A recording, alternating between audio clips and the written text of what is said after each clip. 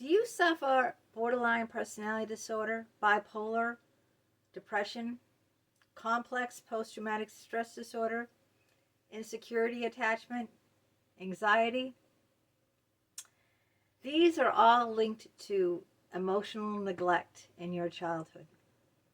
And we're going to talk about that right now. So join me. Hi, I'm Sandy Wyllie. And this is my mental health channel, Mind Matters, where I talk about my own personal struggles, having borderline personality disorder. I talk about schizophrenia and narcissism.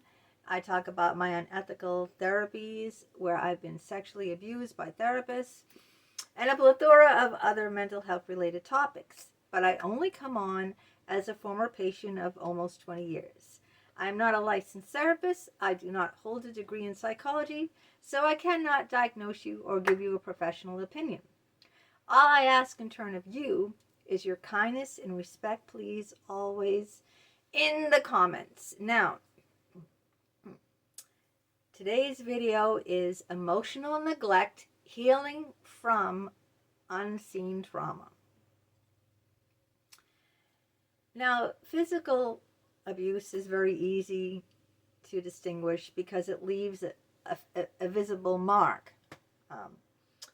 Bruises, scars, a black eye.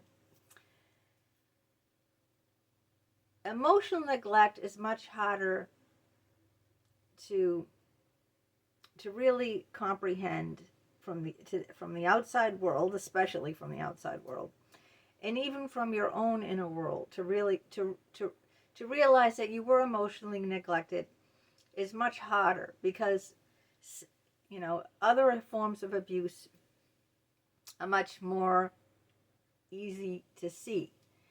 Emotional neglect is much harder. It's not the kind of neglect like someone didn't feed you, or someone didn't watch over you, or someone, you know, didn't care of your basic needs, feeding you, bathing you, taking you to school.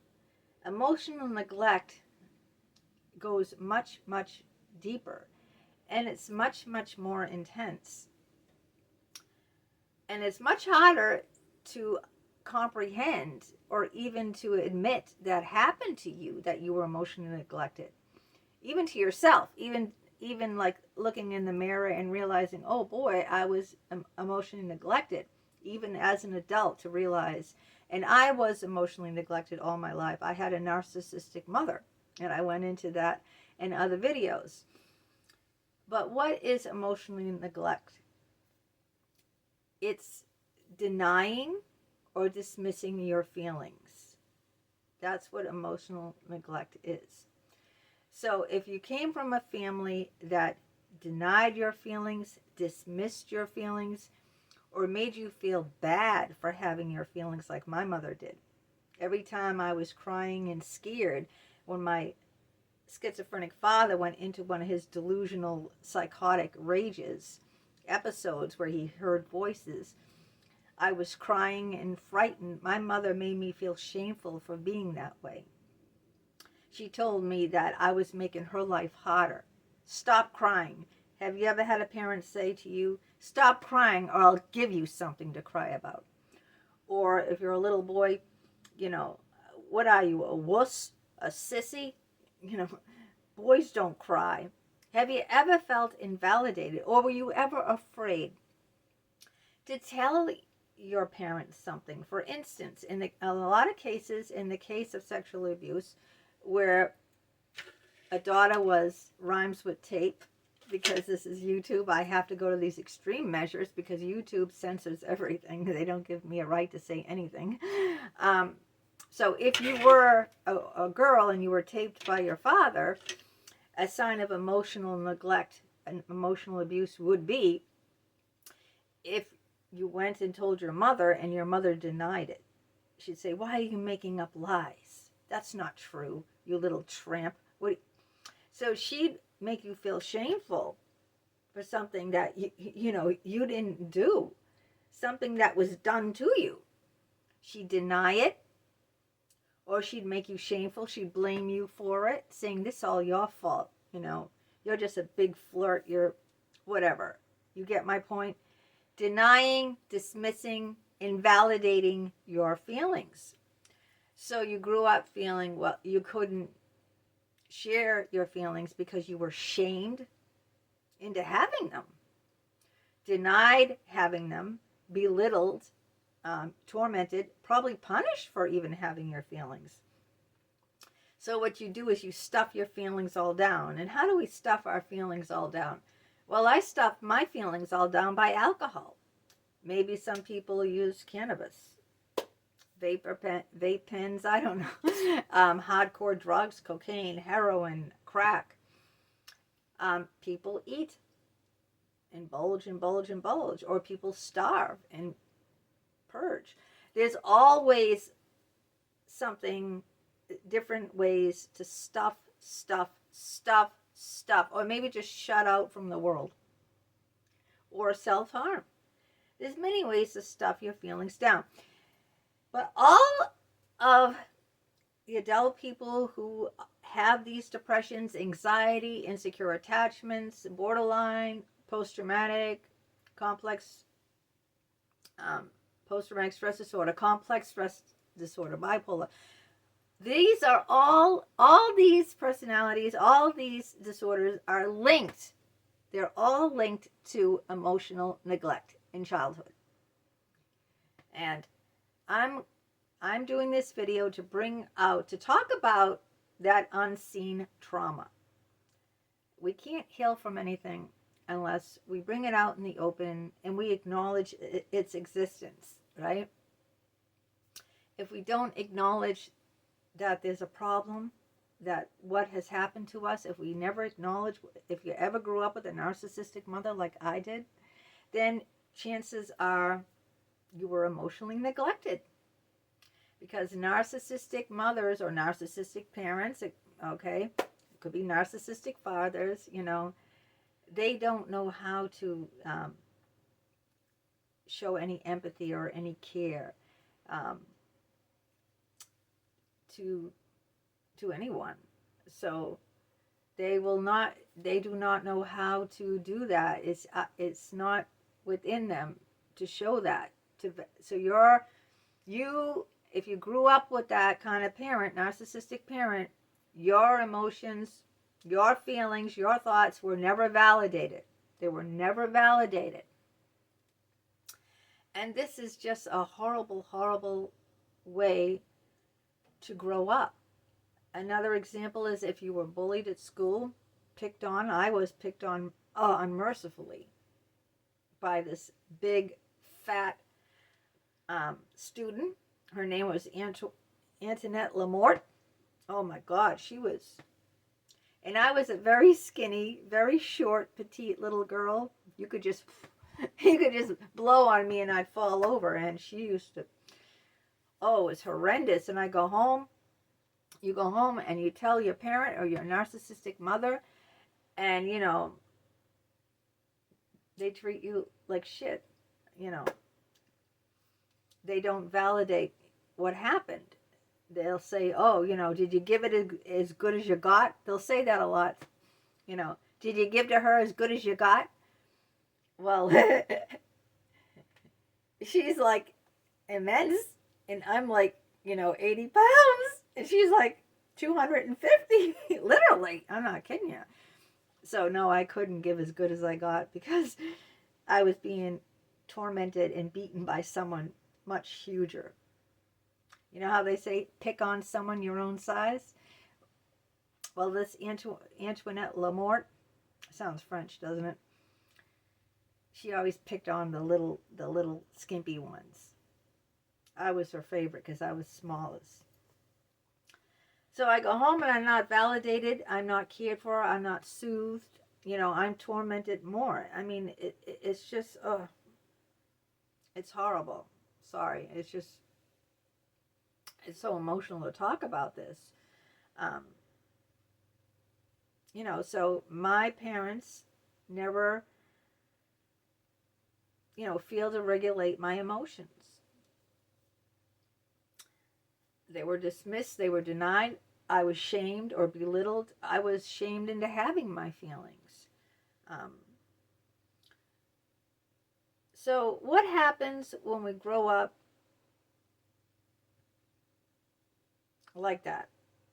As I have mentioned, you either repress all your emotions down. You become a people pleaser, where you feel like you can't really show any emotions except positive ones, because you were taught that, it's bad, it's wrong for you to have them. So you become a people pleaser, and you put out, that wonderful smile and try to, make everyone happy. Do you try to make everyone happy? Are you the life of the party? Are you the one that always makes the jokes? Always making jokes. Are you the one always there and listening to your friends or listening to your family or picking up the pieces? Or are you the scapegoat in the family where everything is always blamed on you? This is a result of narcissistic abuse. This is a result of emotional neglect.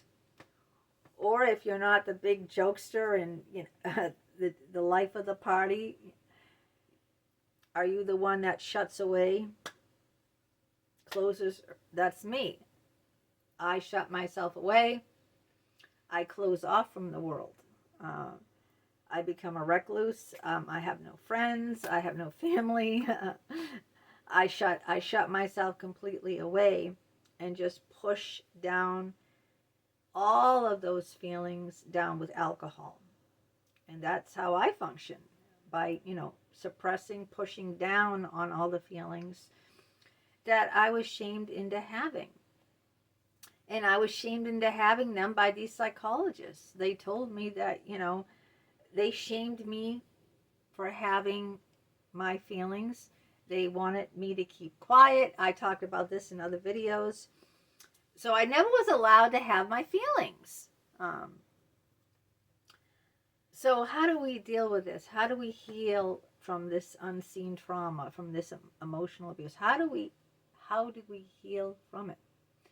Well, the first thing you need to do is just to recognize that this happened to you, because you can't heal from anything if you don't think there's a problem. If you don't think anything's wrong, then you're not going to, do anything about it, right? Because everything's fine the way it is. You're only going to do something about it when you get to the point that it really is affecting you, affecting your emotional health, affecting your physical health, because the mind body is tied together. And how did I start healing from my, suppressed, repressed emotions? I started writing, and you don't need to publish books like all these books here.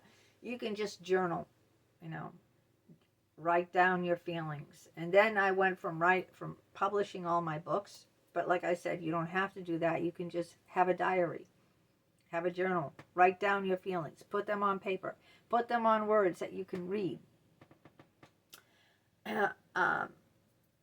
I started doing videos where I talked about all of my experiences, and it's very therapeutic to talk.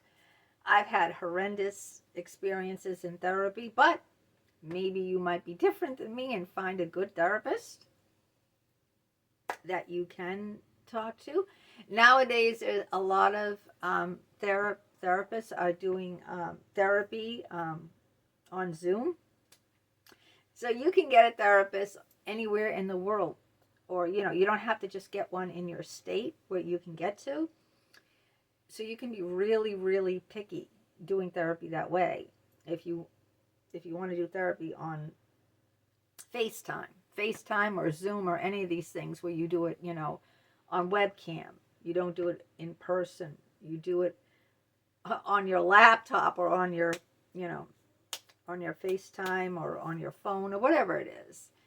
You're not limited by location, because then you can find someone, you can be really, really picky and, find, it doesn't matter. They don't have to be in your same state. They could be across the country, or they could be in another country. So you have many available opportunities. I personally don't like to do therapy like that, so I never chose that option. I mean, I have done therapy that way. I've done therapy on webcam with a therapist who is a complete nutcase. He was from the United Kingdom, all right? He knew 𝗤𝗂 𝗫𝘁, my Harvard psychologist, and I went on LinkedIn and I said, I desperately need help. And he goes, well, I thought you already have a psychologist. And I said, I do, but he's hurting me. And he said, well, I'll see you. And I said, well, I have no money. He said, I'll see you for free. And he was from the United Kingdom, and I did webcam with him. I never liked doing therapy that way. But, you know, you might be different. You might like doing it that way. But that's another way. I just use that as an example. It's another way to talk about that. Talk about what happened to you. We each have our own individual ways that helps us. But I think that sharing it, you know, with it, not keeping it bottled up in here in your gut, by sharing your experiences with a trusted person, whoever that is, or journaling them and writing them, and those are helpful ways. Someone that will validate your feelings, you know, and say, yes, it's okay. It was fine to feel sad. I was always scared when my father acted up. I didn't know as a young child he had schizophrenia. You think a 4 or 5-year-old is going to know what is schizophrenia? No one explained what schizophrenia was. I didn't even know my father had schizophrenia until I was like in my 40s. I had, or late 30s, maybe in my late 30s. Yeah, late in life. Okay, after I had children. I didn't know anything about it because no one sat down and told me about it. No one comforted me and said, yes, it's okay to feel frightened. You know, it is scary when your father is talking ragtime.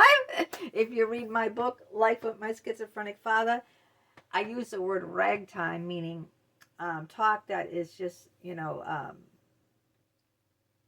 like off the wall talk, like crazy talk, you know, like someone on TV is giving me coded messages that I have to go out and strangle this person. Like that's crazy talk.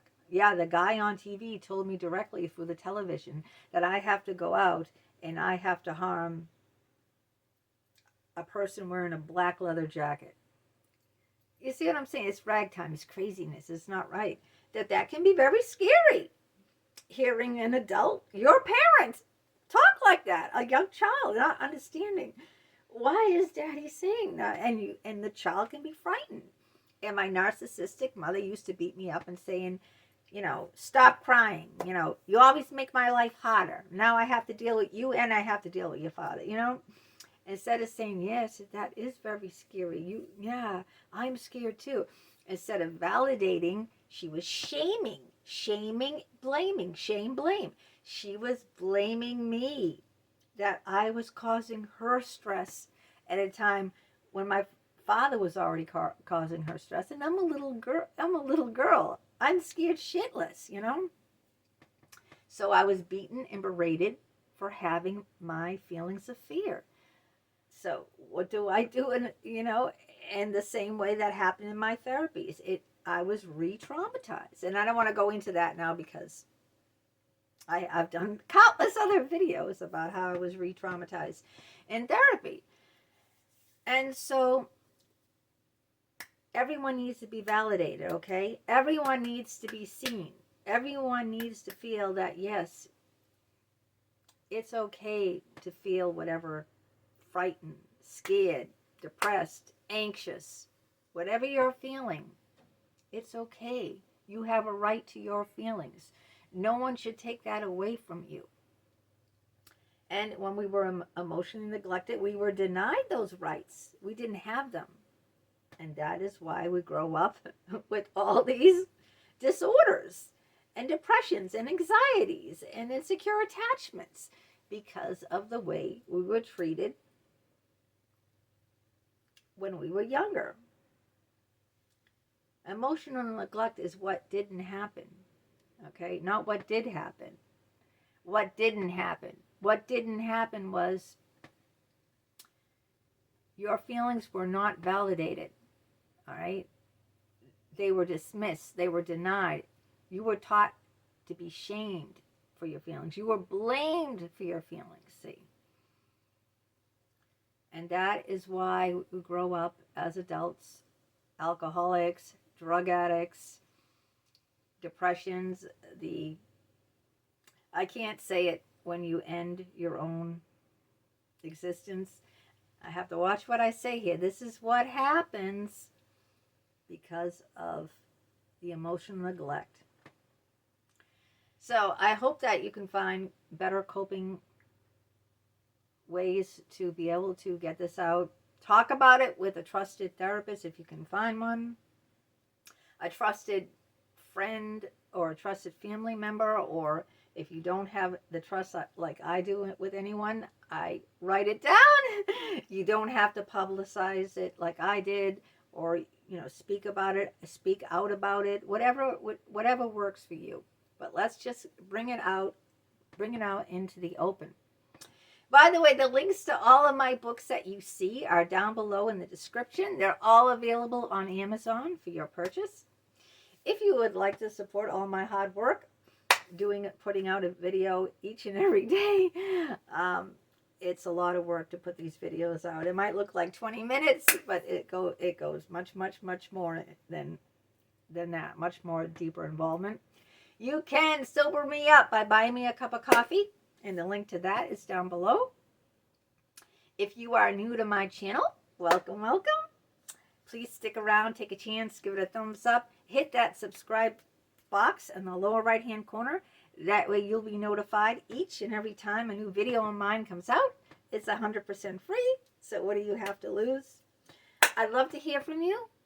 If you don't want to comment, I'll always answer everyone's comments back, but if you want a little bit private one-on-one with me, and you want to, you don't want everyone else to read what you want to say, then you can email me. Okay, my email address is down below too in the description. It's leeann827@hotmail.com, leeann@hotmail.com, so you can write me. And I look forward to hearing from you. All right, drop me a comment. Let me know what you think about the video. And until next time, take care and don't keep those emotions suppressed.